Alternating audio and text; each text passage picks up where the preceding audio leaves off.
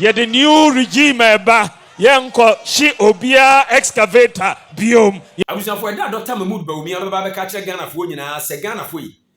Me Dr. Mahmoud Bawumia me vice president. Na so me vice president me di ye no. Efie maako wotwe be so amanfa so amma Ghana fo. Esan se ye de me di se vice president. Na so no aban no de oye nyina no na me no enya adwena wa be bo omeya bo omeyi fam. Me nsanim efie wotwe no kura no aban no chese yetua me ka se e bia me vice president ne yema bibia di ne ama me so amanfa so se ba ne sa na chese Dr. Mahmoud Bawumia agye atum se na ado dankọ akofo ado ene ne mpanimfo bi no mo ama ne so amanfa so eno ne ye ka ne brofo mi se wono mama na ye the useless vice president ever eno nti se mi ankasa ma de nkrofo ya yato ma me se me medi MPP amanyoko ne nim no me de me nhyehyɛ foforo eba efisa aban ba ko no de wo ye koto be kumba no be bo Ghana na ado aban asa na me kai twen mama no si ansase be wasem kwasia na bia na kwasia na abesim no Dr. Mahmoud Bawumia na nkasa na aba bedi na tem mumie ntie Dr. Mahmoud Bawumia na se bo kai Me ba ye be boa small scale miners.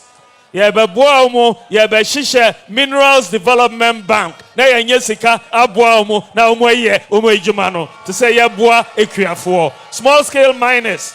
Ye the new regime eba yenko shi obia excavator biom ye be hihye new regime na ye de akoye nim ene upe passport gisa uko akoji form afili na we twen na wakonya passport me ba ye de nhihye foforo ba wo Ghana card unhia se wo application akoji passport. Dr. Mahmoud Bawumia say wono de oba o ma mehyehyye excavators me boy Dr. Mahmoud Bawumia kriya wono an kire say wono de se oba enya de a mobile money tax na ekoso no opene so atiase meanwhile Brianna John Dramani Mahama te so no Dr. Mahmoud Bawumia utimi ye both eba out be car say ye tax mobile money but we ye vice president ye tax mobile money o ka ho bi na o de digital system e tax ye o sa da na ho U10 eba be ka kire Ghana for say an wo ba say wo obreso no wo be yi 11 ai de efi ho Dr. Mahmoud Bawumia we ye straight weather me ka kire place say wo contradict wo na wo ma ye hu say na ado dankwa akofo ado aban a wo ka ho bi no mo Ghana fo na mo de atoro e na be hyehyɛ makonwa etena so e na ne etwa mo chimba Dr. Mahmoud Bawumia o message anke be de pa ye senka wo kasa bi ama dollar e na wo kasa mu dollar manemra wo kasa mu enya petrol bo na adio e ye Ghana economy no ye sika no na asɛe e na amafu ebo akwakodu sa se $1 ye sɛe Dr. Mahmoud Bawumia adenti na wagya dollar asemoka bis economy adenti na wagya dollar asemoka me ye sure say enche Dr. Mahmoud Bawumia beka so on the Facebook buy obeka so on the TikTok any other internet service no buy Dr. Mahmoud Bawumia say bia ene Ghana me kwa akoye national passport na ma stress me ho aye Ghana card say ye link passport information ama Ghana card is no achievement me ka kire any achievement there because we won't be there ebere no ko any say the wiase kona no yanka say ye be improve ya ho kakra nkra de hia ye say ye sika sema wo de medwa wanum e ka say John Dramani Mahama ye incompetent no ma ye sika sema no tuto ye na gya ba bia be wo to Ghana fo adwene akono wo de wo ma wo mehyehyye excavators na chese wo ka kire me say it is useless and the only useless president awaba ya wa be she excavators eye na ado Bawumia government and now Bawumia kro na ate no say ende won she excavators adokwa sem ne say Dr. Mahmoud Bawumia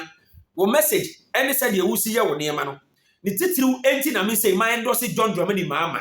ya officially me kasa mo obi ahunu say ye wo Dr. Mahmoud Bawumia dia Ghana for mu twisi John Dramani Mahama adentia Dr. Mahmoud Bawumia ne na ado kontompo ne keterema a wo de beje oman yi ene de wo de oman yi akodu ne sade wo ma oman yi de ka ma ne wo spam kuregu wa ya se de ka no na se sadi pakuru ya be ka kire yen se atoro bebrebe a wo no bedi ya yehu Ghana yi yedie ewo book mu nenso reflect ya brabo mu no sadi pakuru ya be ka kire yen se o bibi foforo adenti na wo se gidie adenti ene wo se gidie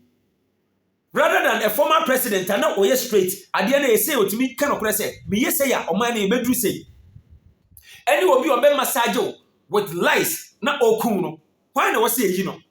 if John Dramani Mahama is not best for NDC say John Mahama ho hinti na won to ma NDC a ene Dr. Mahmoud Bawumia ono de oye worse ma NPP because the akoso nyina no Ghana fo nyina di adanse say NPP na wani monyam ne munyansambo akwaka Dr. Mahmood Bawumia wo yi ni solid team no eka ho sa solid team ni ene Alan ate no ho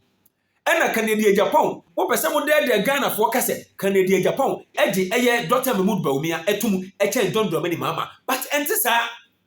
Canadian Japan say Canadian nipa ena na preach change no ne change no de chase nipa asitire ne say asitire nyina ne say wa admit say Dr. Mahmood Bawumia wonne wona na ado amamuo no amwa Ghana fo now when na yensan to abama na Dr. Mahmood Bawumia uti Dr. Mahmood Bawumia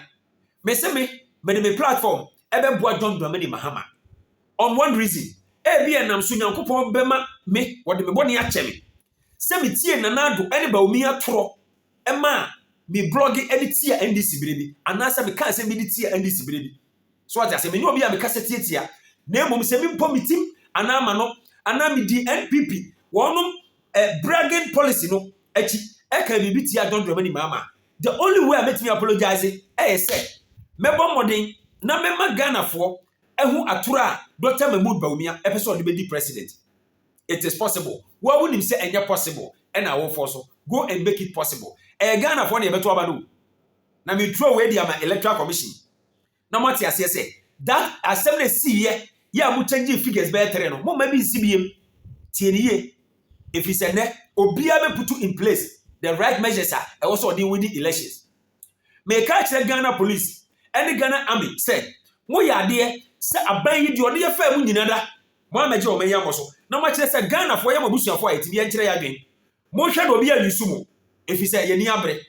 na do agine simpie ni apaso epese kwa bia so Dr. Mahmood Bawumia be ye president na ekata nanim guase so but me ka kire o enye yi tie enye yi mo ntimi nyimi Ghana for nyina forever so we so be campaign ma NPP aye no ma bia na nipa kro na djuma na waye but in reality and on the red ground ye nim say na do wona Bawumia ba yi mo anya de mo party no bo mabono na oman mu no nyina mabono asate asi mo party mu asɛ no enti Dr. Mahmood Bawumia ye da ase say wo de wunim nyansa na wo ma be excavators reserve that so what I say ubetimi aka we ya kire me bra wo de dollar aba just 8 cedis wo de fa dollar ebra 8 cedis be san reverse na ma ba be ka bia ma why na de oye de e se de odi nsuo egu kurachi wase bia wo be ka no e ya atoro ya sesei wagidin e wa atoro mu entu de yire hu di atoro sa na internet no nti e ba ne sa aka hu se Ghana fo no do na nso e be hwe videos aye na won koso a endi watoro na chi